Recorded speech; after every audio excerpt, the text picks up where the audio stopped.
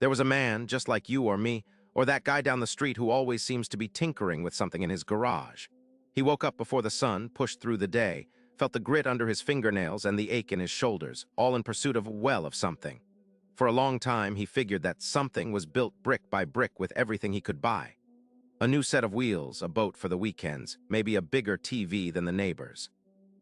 He saw these things not just as purchases, but as trophies, proof that he was doing all right, that his sweat had turned into something tangible, something he could point to and say, "Look, I made it." He believed every new acquisition was a step up, a solid piece in the foundation of his future. He wasn't alone in that belief. Most of us, truth be told, walk around with the same kind of ledger in our heads, tallying up our worth by the things we own. But sometimes what you think you own, well, it owns you instead. And the weight of that invisible ownership, it can sink a man. That man was Boyd. 47 years old, a number he felt more in his knees than on his birth certificate. He worked the line at the auto parts factory, a place that smelled of metal dust and coolant, a constant hum vibrating through the concrete floor and right up into his bones. You'd see him at the diner on Tuesday mornings, same stool by the window, same black coffee, a quiet nod to the waitress, Carol, who knew his order by heart. He wasn't a talker, Boyd, more of a watcher. His gaze, though often seeming preoccupied, missed little. It was the kind of gaze that took things in, weighed them, but rarely offered an immediate opinion. His eyes, deep set beneath a brow perpetually furrowed, held the weight of too many early mornings and too many late bills. There was a weariness around the edges, yes, but still, in their quiet depths, a flicker of something stubborn, a resolve that had seen him through decades of repetitive labor. He carried the quiet longing for financial security like a dull ache in his chest, a constant counterpoint to the pride he felt in his work. His hands were the real testament to his life's journey. Knuckles thick and scarred, the skin permanently etched with the fine lines of grease and grime, even after the most thorough scrubbing with pumice soap back home. These weren't hands made for delicate tasks. These were hands that tightened bolts, hoisted heavy components, felt the insistent vibration of machinery for 8, 10, sometimes 12 hours a day. They were the hands of a man who knew the honest meaning of work, the kind of work that built things, paid the mortgage, and put food on the table for Sarah, Lily, and Mark. You could see the hours etched into his face, too, not just the crow's feet, but the subtle lines around his mouth that hinted at a quiet frustration, a silent worry that had burrowed its way deep over the years. His hair, once a darker brown, was now mostly gray at the temples, kept short and practical. He carried himself with a slight stoop, not from weakness but from the cumulative weight of, the relentless grind of factory work. There's an old trick played on honest folk, a whisper in the wind that tells you what you have is what you are. It's a shiny deception, this idea that the more you own, the better you're doing, that the bigger your toys, the more successful you must be. But sometimes, what you think you own actually owns you. Sometimes the very things you point to with pride, the ones that scream, "I made it," to the world, are nothing more than a fancier set of chains, tying you down tighter than any iron shackle could. Boyd, he knew a thing or two about honest work, about the kind of hours that made a man forget what the sun looked like in the early morning. 47 years old, a factory man through and through, he was the kind of guy whose presence you felt more than heard, a solid, dependable fixture on the assembly line. He was built like a worn-in oak table, sturdy, practical, and a little roughed up around the edges from years of use.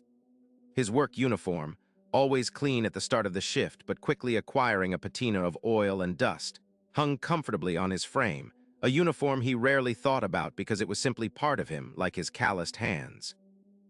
That quiet longing for financial security wasn't just a dull ache. It was the shadow that followed him from the moment his alarm buzzed at 5 a.m. until his head hit the pillow, often hours after everyone else in the house was asleep. He carried the weight of providing for Sarah, his wife of 20 years, and their 2 kids, Lily, 15 and already too smart for her own good, and Mark, 12, full of boundless energy and questions. It was a weight he'd gladly bear, but sometimes, especially late at night when the house was silent and the bills were laid out on the kitchen table, it felt like an extra shift on his shoulders that never ended. He lived in a modest, split-level home in an older suburban neighborhood, the kind of place where everyone knew everyone, or at least recognized their cars. The paint might have been a bit faded, the shingles a little worn, but the lawn was always neatly trimmed, the hedges precisely clipped. Boyd took pride in keeping it up, tackling most repairs himself with a quiet determination, often spending his Saturdays under a leaky faucet or wrestling with a finicky garage door opener. He saw it as part of his duty, part of what a man did to provide a good life for his family. Every nail hammered, every joint sealed was a small testament to his resilience, his refusal to let anything fall apart, not on his watch.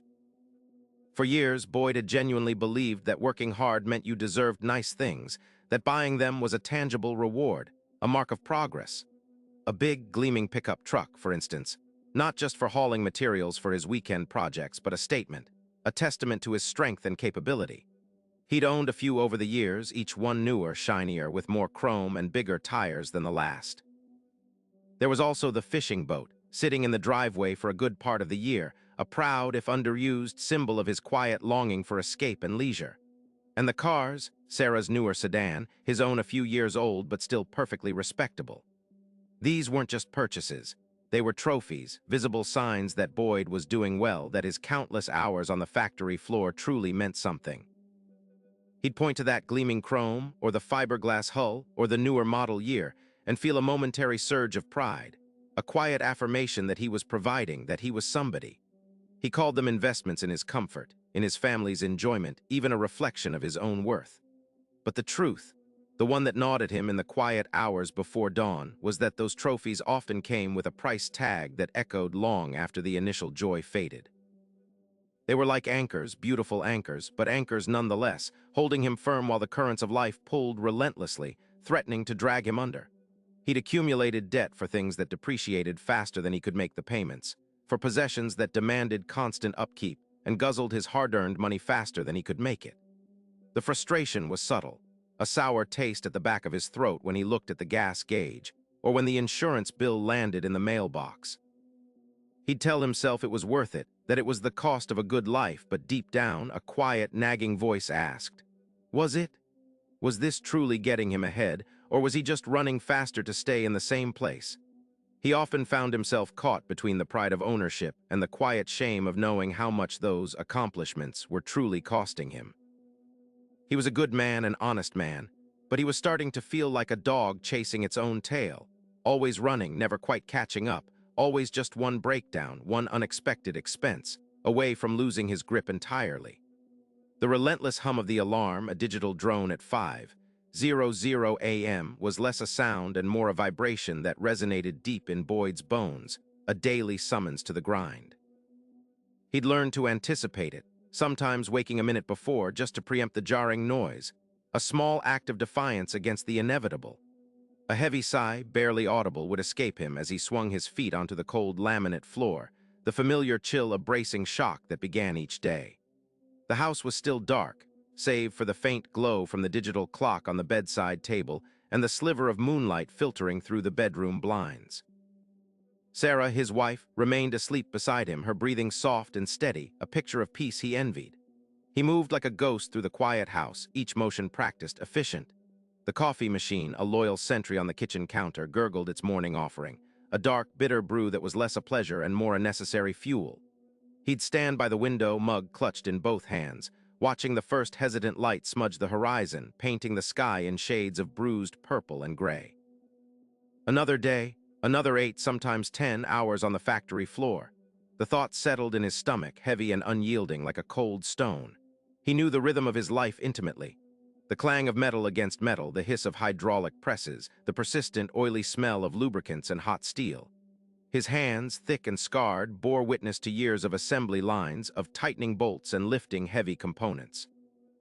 Each day was a repetition of precise mechanical motions, a dance with machinery that demanded his focus but offered little in return beyond a steady, if meager, paycheck.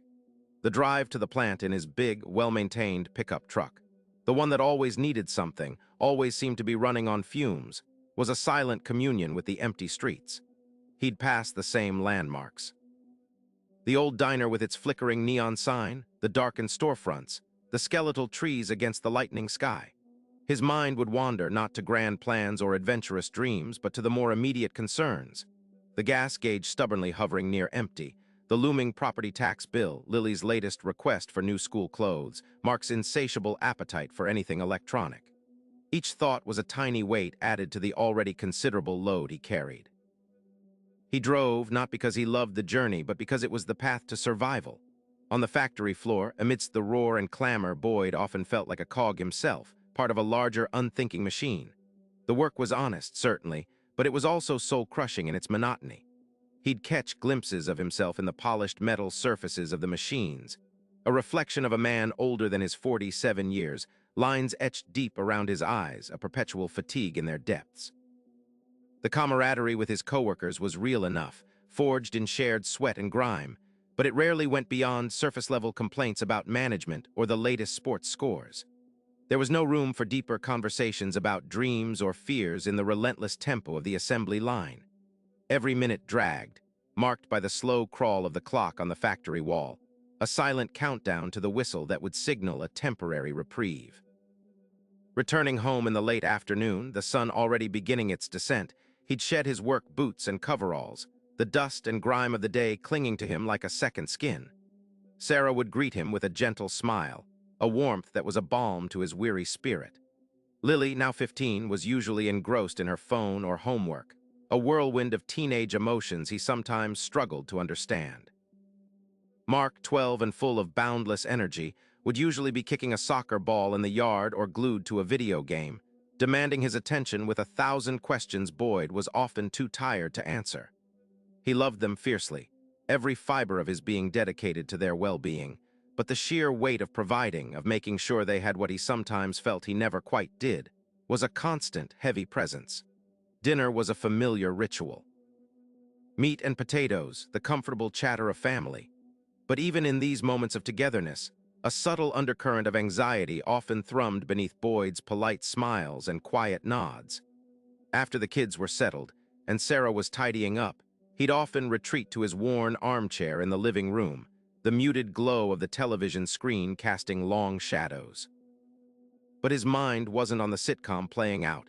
It was on the stack of envelopes on the kitchen counter, the calendar reminding him of upcoming due dates, the mental tally of his diminishing bank balance. The numbers never seemed to add up right. He was working harder than ever, but he never felt like he was truly getting ahead. He was treading water barely in an ocean of expenses. And that was where the demons lived, in those quiet hours when the house was finally still and sleep refused to claim him. Boyd would lie awake, staring at the ceiling, the unspoken questions echoing in the silence. What had happened to the young man who'd once dreamed of something more? He remembered the ambitious flicker in his eyes when he'd first started out. The belief that hard work alone would pave the way to security, to comfort, to a life where he wasn't constantly worried about the next repair bill.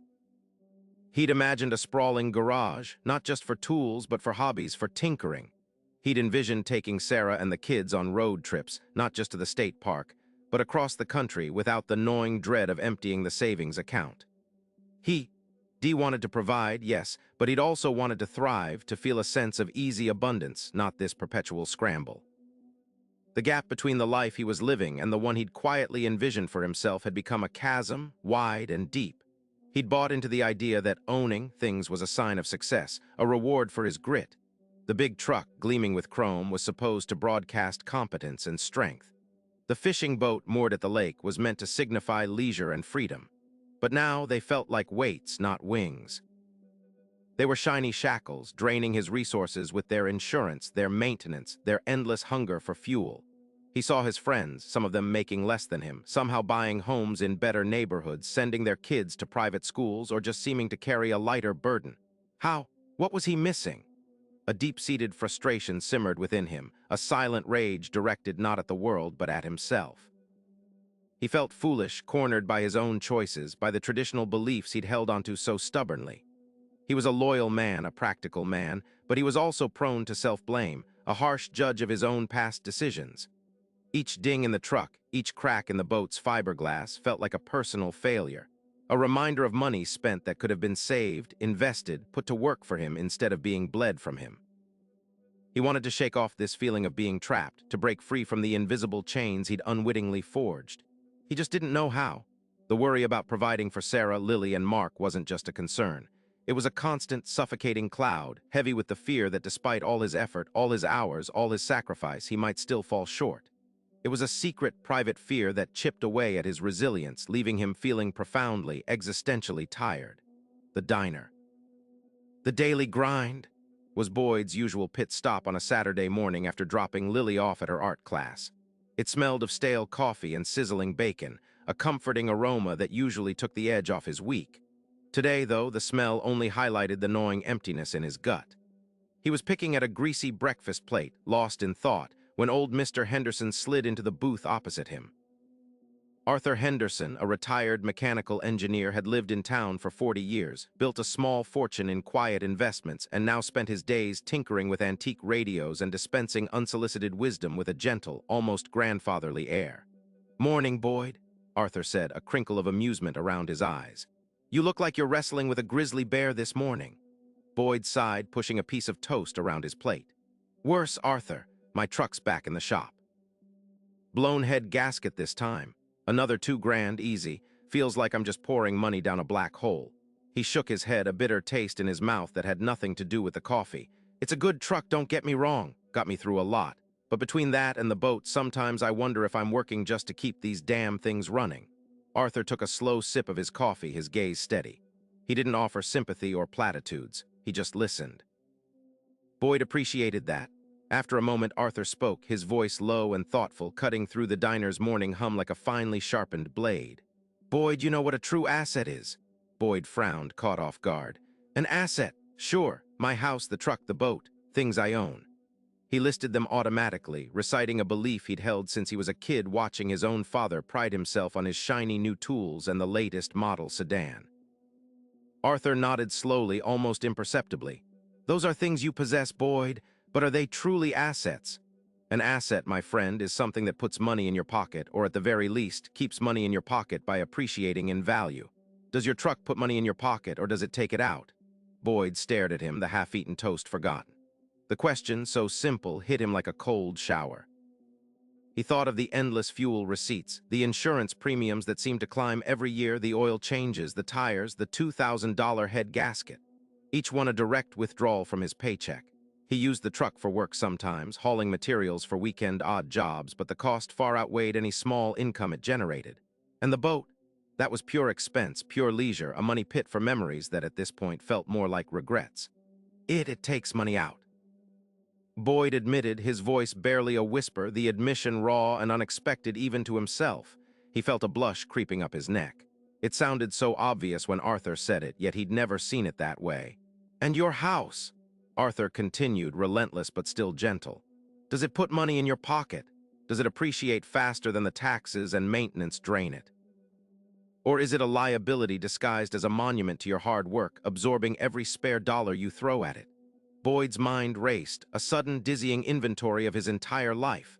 The new roof last year, the furnace repair 2 winters ago, the never-ending landscaping, the property taxes that always seemed to go up.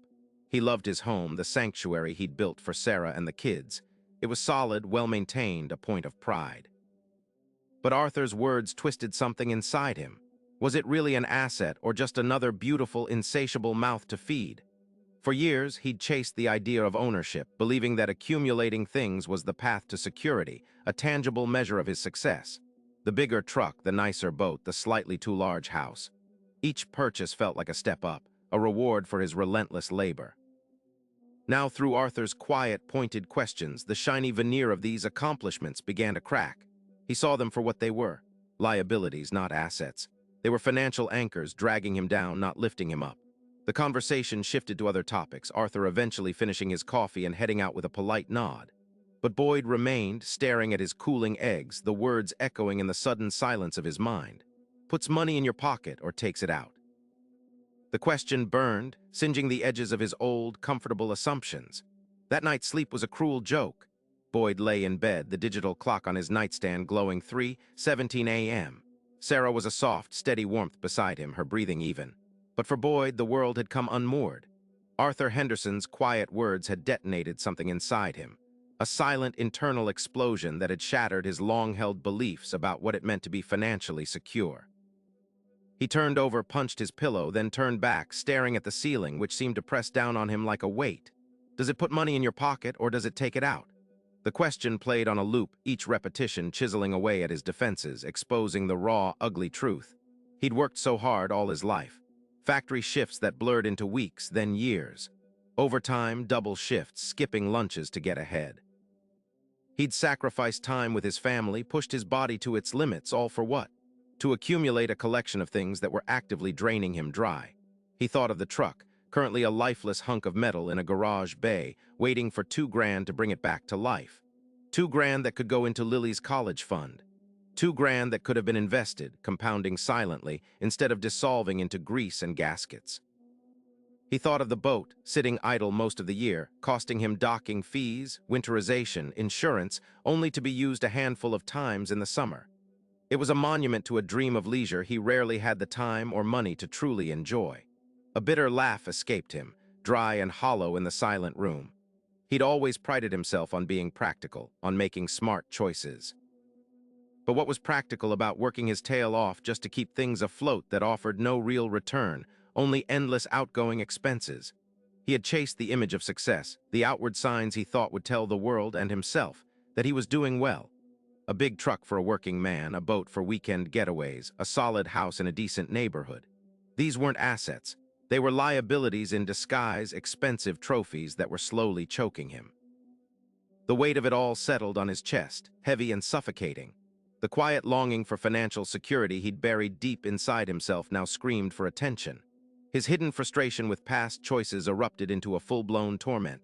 He saw himself in a mental rearview mirror, working harder and harder, always just trying to catch up, like a hamster on a wheel, spinning faster and faster, but never actually moving forward. He was stuck. Worse, he was moving backward.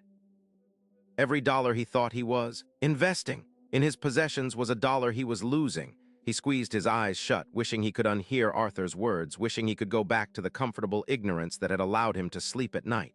But the truth, once seen, couldn't be unseen. His chest felt tight, a knot of regret and self-recrimination constricting his breath. He had let himself be fooled. He had let tradition and a shallow idea of what ownership meant dictate his financial destiny.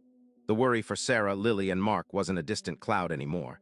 It was a storm raging directly overhead, lightning flashing, thunder echoing in his ears. What kind of future was he building for them by bleeding himself dry to maintain an illusion? He was supposed to be their provider, their rock. Instead, he felt like a leaky sieve, diligently catching water, only to have it pour right out through the holes he himself had poked. The realization hit him with the force of a physical blow. He wasn't just working for his family, he was working for his truck, for his boat, for his idea of what a successful man should own. And they were winning. They were taking more than they gave. The shame was a hot, searing brand on his soul.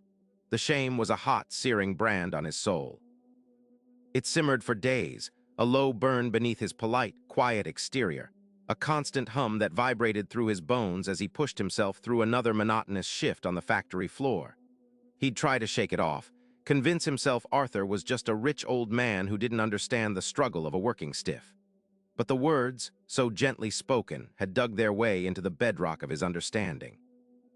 A week later, the old Ford, a behemoth of rusted ambition, decided it needed another chunk of Boyd's hard-earned cash.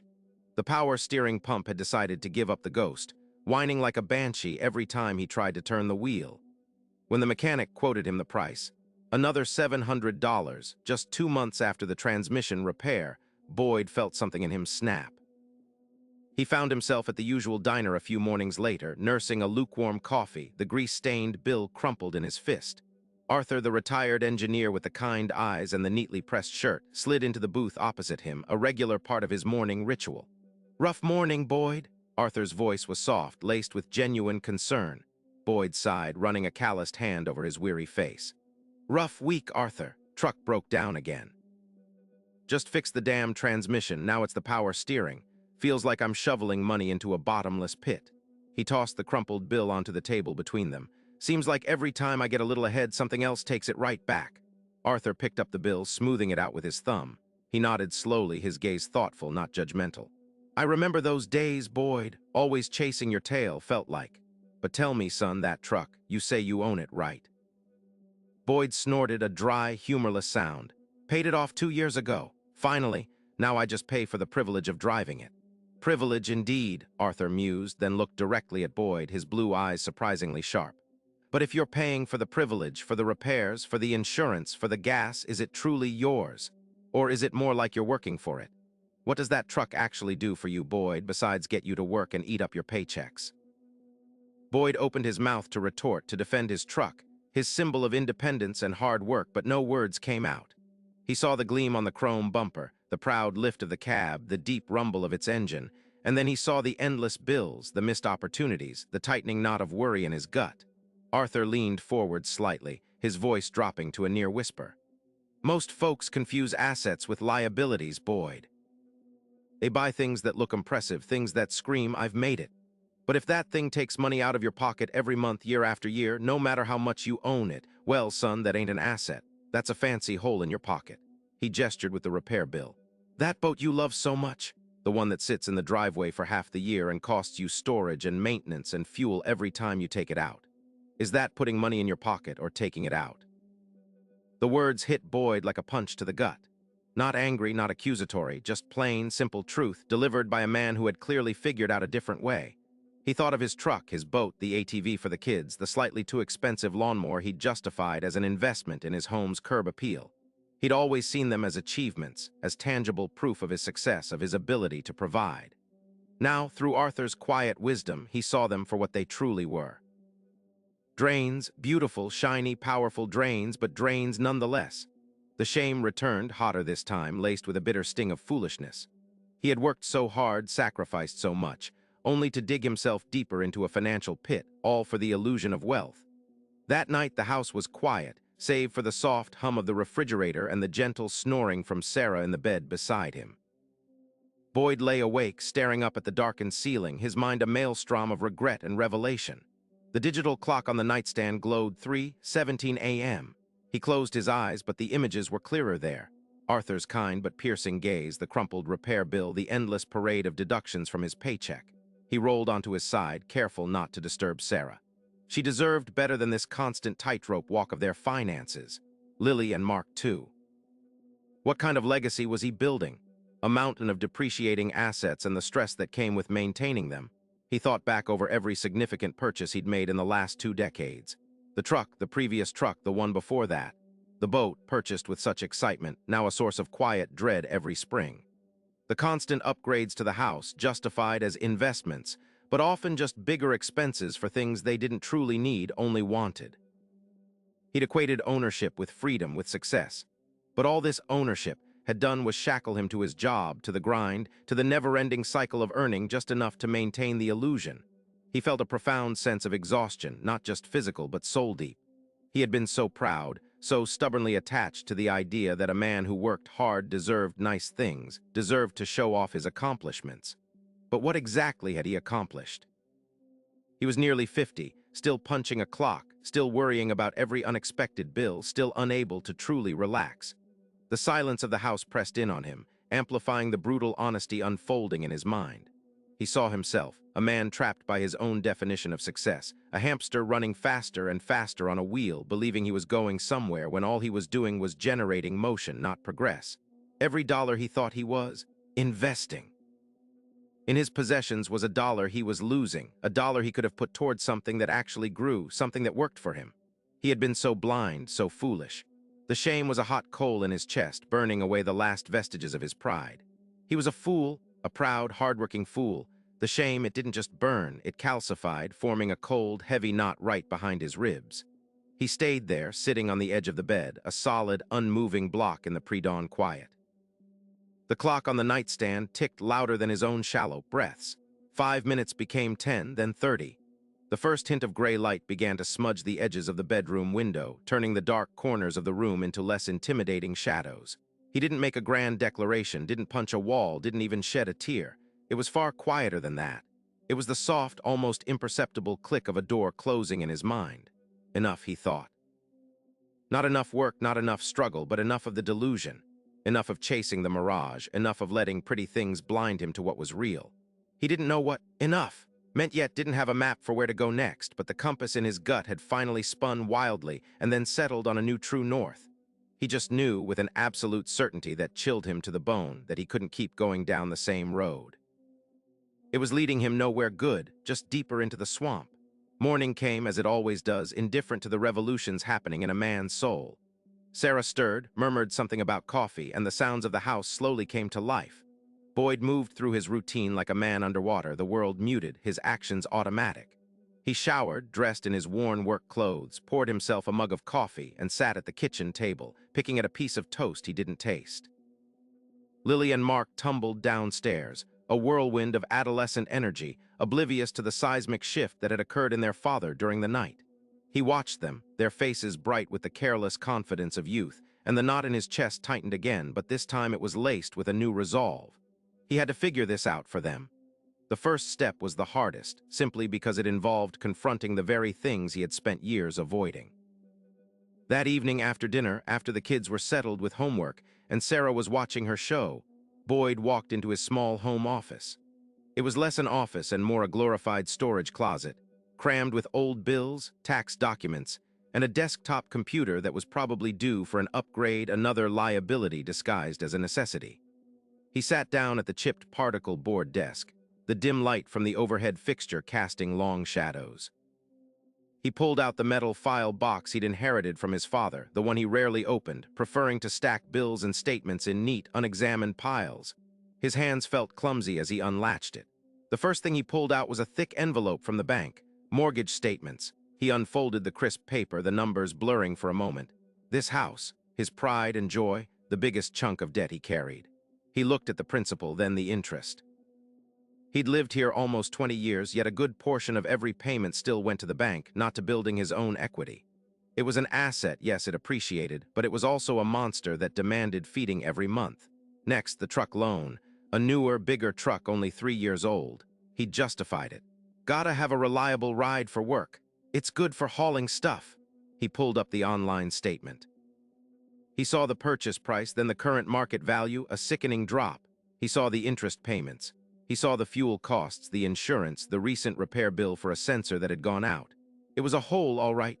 A big, shiny, gas-guzzling hole in his pocket, not an asset working for him.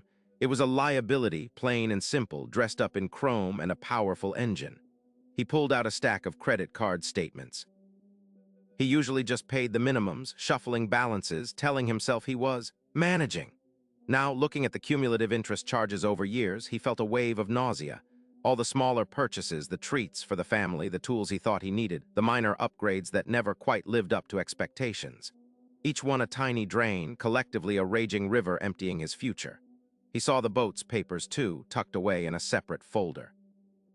The dream of weekend fishing trips, family outings on the lake. The reality: storage fees, insurance, maintenance, winterizing, gas, and the occasional breakdown that cost a small fortune. It had probably spent more time on its trailer in the driveway or at the marina than in the water. Another liability, an emotional indulgence masquerading as an investment in family leisure. Boyd stared at the chaotic spread of papers, the raw data of his financial life laid bare before him. He felt a profound weariness, a fresh wave of self-reproach. This wasn't just numbers on a page. This was years of his life, hours of sweat, days away from his family, all poured into things that were actively working against him.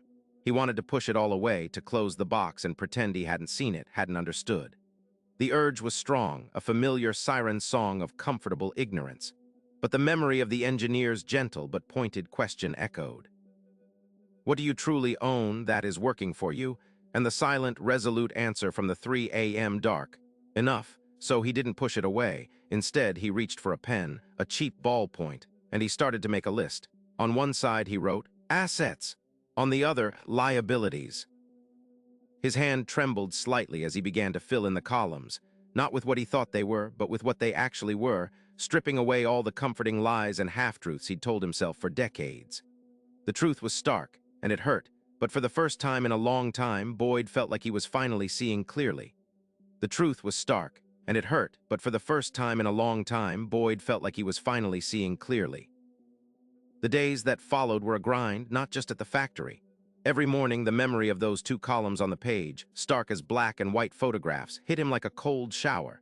It was easy enough to make the list, harder to live by it. He'd always prided himself on being a provider, on working hard enough to afford things he thought signified success. A new truck every few years, the fishing boat, the latest tech for the kids, they were trophies, right? Proof he wasn't like his old man, struggling to keep a worn-out sedan running. But now, every time his eyes landed on the polished chrome of his F-150, all he saw was a gaping maw, constantly demanding feed. Gas, insurance, tires, oil changes, that damn squeaky belt. It wasn't a trophy, it was a hungry pet, and he was the one paying for its kibble. He caught himself more than once, almost falling back into old habits. At the gas station, the familiar temptation to grab a bag of chips and a supersized soda gnawed at him. He'd justify it as a small reward, a comfort. But now he saw the 50 cents profit on that bag of chips and the dollar on the soda piling up over years, decades. He saw the advertising on the flashy new truck commercial, promising freedom and power, and instead of desire, a bitter taste formed in his mouth. They weren't selling freedom, they were selling another leash. He'd walk past the impulse buys, head down, feeling the subtle tug of his old self, like a dog straining at its chain. Sometimes he'd hesitate, hand hovering over the candy bar before pulling it back with a silent grunt. Small battles fought and won or almost lost in the aisles of convenience stores and hardware shops. One Saturday, Sarah mentioned Lily needed new running shoes for track. She saw these new ones, honey, really good support, but they're 85 bucks. Boyd used to just nod, maybe a sigh, but he'd pull out the card. Provide, that was his job. But now his mind, still churning through the engineer's quiet wisdom, immediately filtered it. Asset or liability? Running shoes for track, an investment in his daughter's health, her passion, something that genuinely improved her life, even if it depreciated instantly. That felt different than a boat that sat idle or a truck that guzzled fuel. 85 for good shoes, Sarah, that's not bad, he said, surprising himself with the lack of internal struggle. It wasn't about the cost, it was about the value it created. But then came the truck. Just 2 weeks after his epiphany, the check engine light blinked on again, mocking him. It was a sensor, the mechanic said, nothing major, but it would be $380. $380 for a light. Boyd stared at the bill, the familiar heat of frustration rising in his chest. His first thought was the old one. Why me? After all I do? His second, sharper thought was the new one. This is what a liability does, it just keeps taking. He looked at the truck, then at the garage, remembering the broken power washer he'd bought on impulse, still sitting in its box in the corner. He just paid $380 to keep a liability running, when he had a perfectly good, unused pressure washer that could have made him money cleaning driveways on weekends. The engineer's words echoed, almost a whisper. What do you truly own that is working for you? He felt a familiar surge of self-blame, a dark wave threatening to pull him under. It was tempting to just throw his hands up, declare the whole thing pointless, and go back to the comforting numbness of financial ignorance.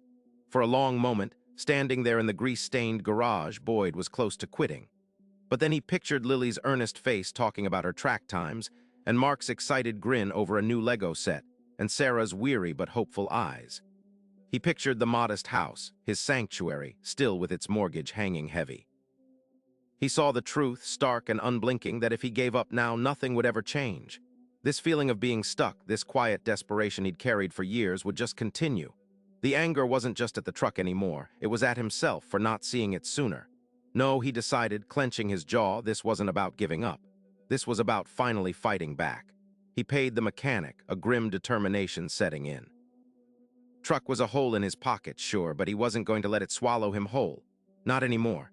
He started to look at the other holes. The boat in storage, the unworn hunting gear, the unused tools. A new kind of list was forming in his mind, not just of what he had, but of what he could do. The truth was stark, and it hurt, but for the first time in a long time, Boyd felt like he was finally seeing clearly. The days that followed were a grind, not just at the factory. Every morning, the memory of those 2 columns on the page, stark as black and white photographs, hit him like a cold shower. It was easy enough to make the list, harder to live by it. He'd always prided himself on being a provider, on working hard enough to afford things he thought signified success. A new truck every few years, the fishing boat, the latest tech for the kids, they were trophies, right? Proof he wasn't like his old man, struggling to keep a worn-out sedan running. But now every time his eyes landed on the polished chrome of his F-150, all he saw was a gaping maw, constantly demanding feed. Gas, insurance, tires, oil changes, that damn squeaky belt. It wasn't a trophy, it was a hungry pet, and he was the one paying for its kibble. He caught himself, more than once, almost falling back into old habits. At the gas station, the familiar temptation to grab a bag of chips and a supersized soda gnawed at him. He'd justify it as a small reward, a comfort. But now he saw the 50 cents profit on that bag of chips and the dollar on the soda piling up over years, decades. He saw the advertising on the flashy new truck commercial, promising freedom and power, and instead of desire, a bitter taste formed in his mouth. They weren't selling freedom, they were selling another leash. He'd walk past the impulse buys, head down, feeling the subtle tug of his old self, like a dog straining at its chain. Sometimes he'd hesitate, hand hovering over the candy bar before pulling it back with a silent grunt. Small battles fought and won or almost lost in the aisles of convenience stores and hardware shops. One Saturday, Sarah mentioned Lily needed new running shoes for track. She saw these new ones, honey, really good support, but they're $85. Boyd used to just nod, maybe a sigh, but he'd pull out the card. Provide that was his job. But now his mind, still churning through the engineer's quiet wisdom, immediately filtered it. Asset or liability? Running shoes for track, an investment in his daughter's health, her passion, something that genuinely improved her life, even if it depreciated instantly. That felt different than a boat that sat idle or a truck that guzzled fuel. 85 for good shoes, Sarah, that's not bad, he said, surprising himself with the lack of internal struggle. It wasn't about the cost, it was about the value it created.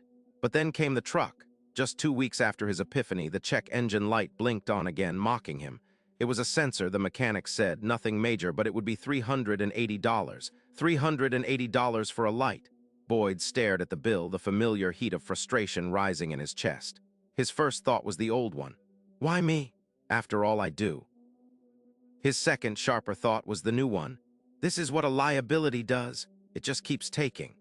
He looked at the truck, then at the garage, remembering the broken power washer he'd bought on impulse, still sitting in its box in the corner. He just paid $380 to keep a liability running when he had a perfectly good, unused pressure washer that could have made him money cleaning driveways on weekends. The engineer's words echoed, almost a whisper. What do you truly own that is working for you? He felt a familiar surge of self-blame, a dark wave threatening to pull him under. It was tempting to just throw his hands up, declare the whole thing pointless, and go back to the comforting numbness of financial ignorance. For a long moment, standing there in the grease-stained garage, Boyd was close to quitting. But then he pictured Lily's earnest face talking about her track times, and Mark's excited grin over a new Lego set, and Sarah's weary but hopeful eyes. He pictured the modest house, his sanctuary still with its mortgage hanging heavy. He saw the truth, stark and unblinking, that if he gave up now, nothing would ever change. This feeling of being stuck, this quiet desperation he'd carried for years, would just continue. The anger wasn't just at the truck anymore, it was at himself for not seeing it sooner. No, he decided, clenching his jaw, this wasn't about giving up. This was about finally fighting back. He paid the mechanic, a grim determination setting in. The truck was a hole in his pocket, sure, but he wasn't going to let it swallow him whole. Not anymore. He started to look at the other holes. The boat in storage, the unworn hunting gear, the unused tools. A new kind of list was forming in his mind, not just of what he had, but of what he could do. Boyd started small. The boat was the first to go, not with a big splash, but an ad on a local forum, a few phone calls, a weekend showing it to tire kickers. It sold for less than he'd hoped, but enough to pay off a chunk of credit card debt that had been a dull ache in his stomach for years. He didn't replace it, didn't even look at other boats. Instead, he watched the numbers on his online banking screen shrink, and a different kind of relief, a quiet satisfaction, began to settle in. It wasn't the kind of pride you could show off to your neighbors, but it was real. Next, the unworn hunting gear.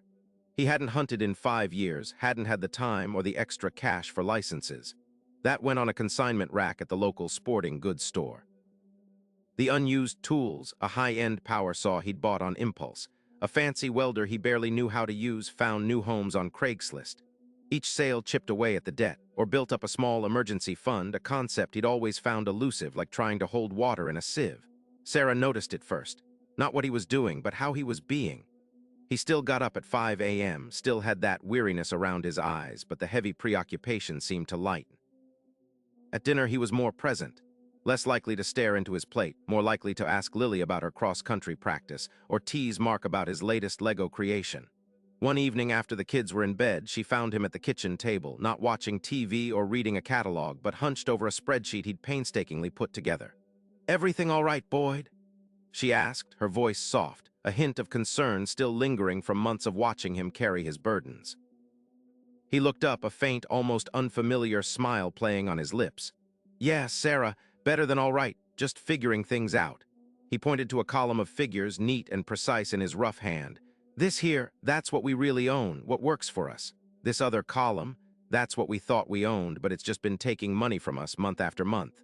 Sarah peered at the figures, some familiar, some not. Her eyes landed on a line item for the truck, a significant negative value. The truck, she asked gently, knowing how much he'd loved that imposing piece of machinery. Boyd nodded. Cost us a fortune. Fuel, insurance, the repairs, the payments. It was a hole in our pocket, Sarah, not an asset. A liability dressed up pretty, telling me I was doing well. He paused, then looked at her, his gaze steady, full of a resolve she hadn't seen in years. We're going to fix it, Sarah. All of it. We're going to put some money in our pockets, not just watch it fly out. There was a quiet fire in his eyes, a flicker of genuine hope. Raw, tentative, but undeniably there, like a spark catching in dry kindling. Weeks turned into months. The truck, the big gas-guzzling symbol of his old way of thinking, was gone. Sold. It hurt, a pang of loss each time he saw a similar model on the road, a ghost of his former pride. But the money it saved in fuel, insurance, and repairs quickly overshadowed the sentimentality. He drove Sarah's older, more economical sedan to work, or his own modest, used pickup, bought outright with the proceeds of other sales. It wasn't flashy, didn't turn heads, but it was his, truly his, without a payment looming over it like a shadow. He started doing odd jobs on weekends. That unused pressure washer he'd almost forgotten about. He hauled it out, cleaned it up, and started knocking on doors in his neighborhood, offering driveway and siding cleanings. At first, it felt humbling, almost embarrassing for a factory man like him to be doing yard work, a blue-collar guy taking on a side hustle. But then the cash started to come in, small but steady money earned directly, not just a paycheck from the grind. It went straight into the asset column on his spreadsheet, building up savings, funding small investments he'd started researching, a low-cost index fund, a diversified mutual fund. Things he'd once thought were only for the rich, for people whose lives were utterly different from his. His co-workers noticed too. Frank, from the assembly line, clapped him on the shoulder one lunch break. You look lighter, Boyd. What's gotten into you? You're almost smiling. Boyd just grinned, a genuine, unforced grin that reached his eyes. Just shedding some weight, Frank. Realized I was carrying a whole lot of stuff I didn't need. Stuff that was weighing me down.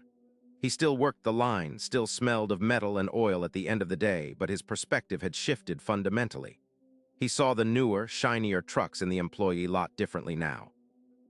Not with envy, but with a quiet understanding of the debt they likely represented, the monthly obligations that tied a man down. He saw his own modest home not as a burden, but as the foundation of his real wealth, especially as he chipped away at the mortgage principal, watching the numbers shrink with grim satisfaction. He wasn't a billionaire. He probably never would be. But he was no longer a man running in place, chasing a mirage of prosperity that always stayed just out of reach. He was a man with a plan, a man building something solid, brick by painstaking brick. His hands were still calloused, his back still ached, but his mind was clear. And for the first time in a long time, the quiet worry had given way to a quiet confidence. He still worried about his kids, about their future, about the ever-present uncertainties of life. But now he felt he was actually doing something about it, not just hoping for the best. He was planting seeds, not just buying pretty flowers that withered in a week. The change wasn't just about money either. It seeped into everything. He found joy in simple things, in a clean garage that now felt purposeful, in a debt statement showing a smaller balance, in the laughter of his kids that now seemed to land on a less preoccupied ear. He was still Boyd, the factory worker, the quiet man, but it was Boyd with new eyes. Eyes that saw not just what was in front of him, but what was possible, what was truly valuable, what worked for him instead of against him. Sarah noticed first, not with words, but a subtle tilt of her head, a lingering look across the dinner table. Boyd wasn't just quiet anymore. There was a different kind of quiet settled in him. Less burdened, more present, like a heavy cloud had finally drifted away from the horizon of his thoughts. He'd listened to Lily's teenage dramas, truly listen, asking follow-up questions that showed he'd actually absorbed the tangled mess of high school politics. He'd chuckle at Mark's outlandish video game stories, not with a polite nod, but with a genuine amusement that reached the depths of his eyes. One evening, Mark was showing off a new trick on his skateboard, wiping out